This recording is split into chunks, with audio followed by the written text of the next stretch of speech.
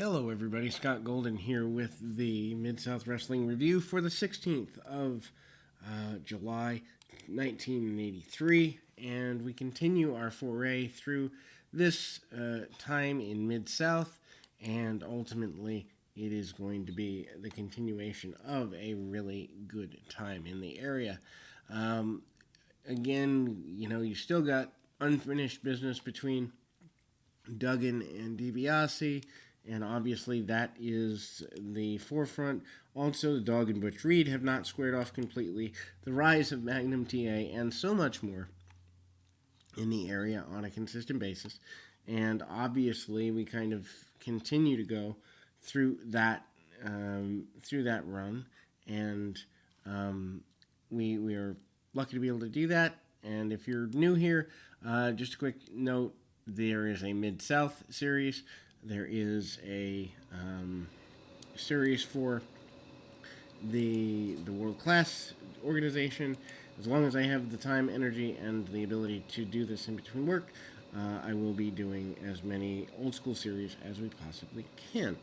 Anyway, the 16th is probably pretty, I guess you'd say, hectic for a couple of reasons. Anderson and Big Boy versus Dr. Death and Steve Stark is the way to start.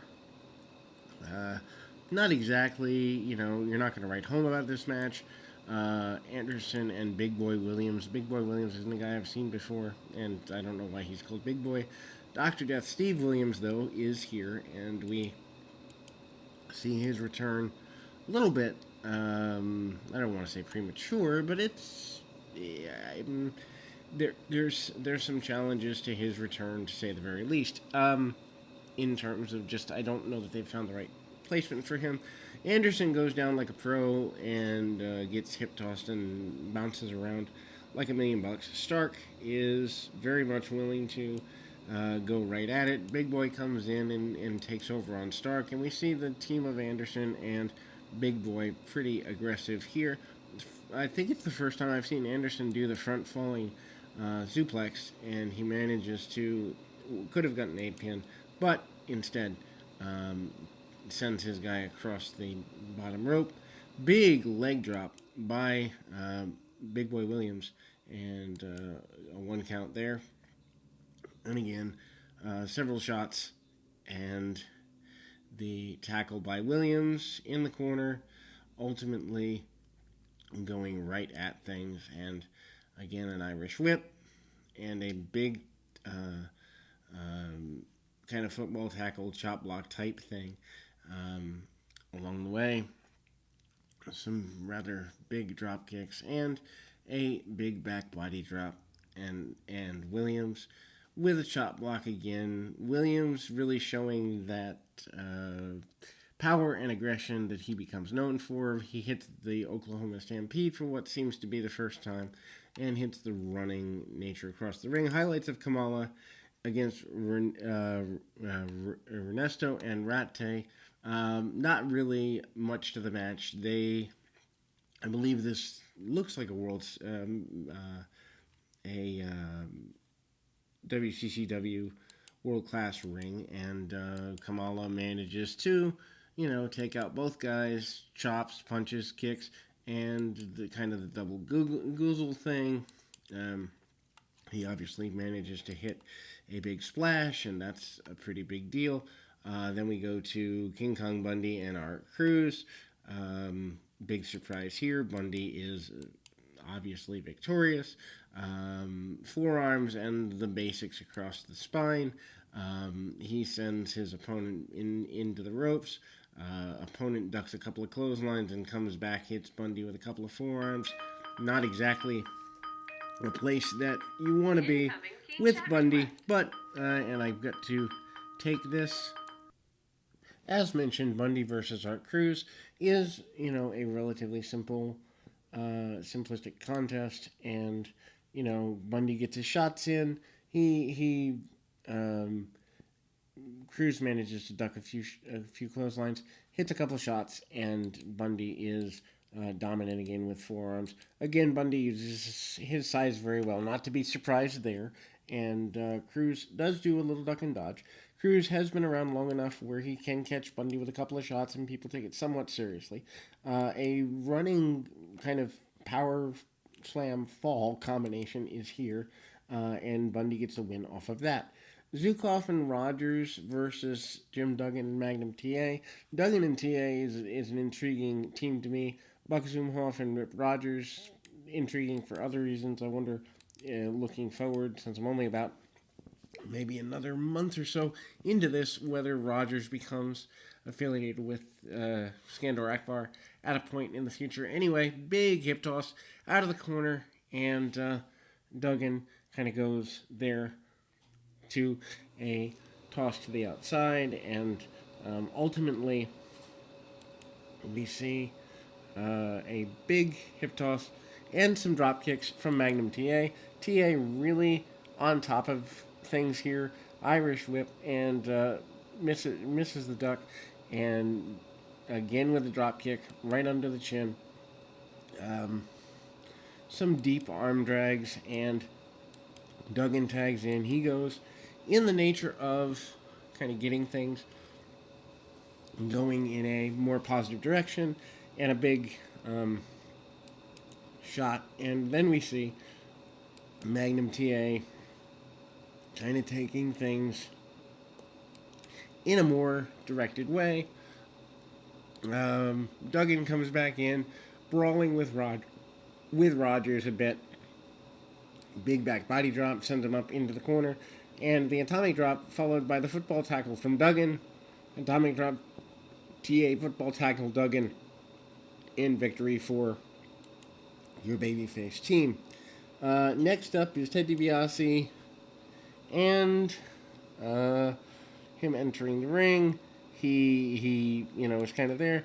Him and Hacksaw Duggan are at it this week. Their feud kind of continues for several more months. Might even continue into '84. I don't remember when it ends, and I have not seen all of '84, so I wouldn't have reason to know. But anyhow, Duggan, shot after shot after shot, punch after punch, and DiBiase, crumpling in a bit of a heap here. Back elbow by Duggan, and again, hard shots, and Duggan also manages to take a back elbow, and then hits an atomic drop of his own, popular move around the area. And it's interesting because each generation has its own moves that are kind of somewhat popular, but anyway, hard shot by DiBiase, and again we go to shots in the midsection and an Irish whip along the way, and Duggan out of the way. DiBiase kind of headbutts the corner post. That doesn't go very well for him, obviously, and an Irish whip across to the other corner. Duggan hits the post just like DiBiase did. DiBiase continues to get pounded on by Duggan. Meanwhile, King Kong Bundy makes his way in, causing a disqualification. Bundy and DiBiase working together. Apparently, there's at least a loose alliance with everyone involved, Bundy and Akbar in some way. And then Magnum Ta comes out. He takes DiBiase down, and he also is covering Duggan as if to make sure he's okay. That kind of breaks down, and I'm sure there'll be tag matches between those four in the future. Hacksaw Butch Reed against George Weingroff. Not exactly a match that you need to write home to see, but, again, Butch Reed, a guy that they're trying to push on a more regular basis. They managed to do that to the best of their ability, and we see Butch Reed, with a lot of power stuff here. He is willing to go to bat for as much as he needs to, bails out when things aren't going his way. Again, bailing out to the floor, pretty basic thing. And again, we kind of see some short shots along with other stuff. Reed chokes the man out over the bottom rope or top rope, and again, we kind of see the snapback by Reed. He's dominant, powerful, and pretty aggressive, assertive there. Kicks by Reed and sending his adversary into the, I guess you'd say, into the ether with kicks and stomps and the basic like of all of that. So then we see hard kick by Butch Reed, kind of brawling in the corner, rope-a-dope type punches, Irish whip into the other corner. He's staying on him pretty aggressively. This is one of the longer matches. Reed actually doing a bit more brawling here than using power, although he does end up using power later in the match, and that is the forte he's known for. Weingroff looks a little bit weaker than he has in other matches, but obviously that's the role here with Reed, and again we see the press slam among other things, kick to the midsection, and those are very poorly done before dropping the leg across the open midsection of his adversary. Then we see a winner there with the shoulder tackle by Reed. Tim Horner and Doug Vines. Vines relatively new to the area. Horner has been a babyface enhancement guy for quite a while here, several months, and Horner getting a bit of a following with the fans, unlike Vines, who, like I said, almost, I can't say brand new, but pretty close, and Vines off the ropes, kind of going at it, and we see a few attempted tackles and deep arm drags and the like by Horner, who then hits a drop kick under the chin. Vines goes to the outside, and we kind of see the bit of the slowdown. Vines comes back in, takes a couple cheap shots, and Irish whip reversal, big back body drop by Horner. Horner continues to be a guy who doesn't waste any motion. We see a lot of going back to basics, including the arm drags, which seem to be the move of the day, so to speak. And, it's there. And so drop toe hold, float over by Horner. Horner then gets caught up in the grabbing of the bottom rope. And big shots there by Horner. And again, hard shots by Vine. Vine comes back and hits a backdrop of his own, and Horner comes out the back door on it.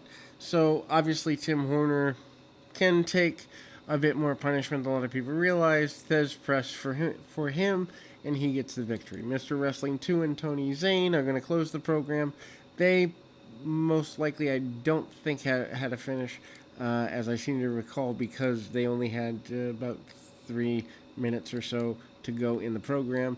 Out wrestling by Wrestling 2 pretty aggressively, assertively, front chancery among other things, and Zane does hang with him in the sense of being, one-on-one and right up in his face.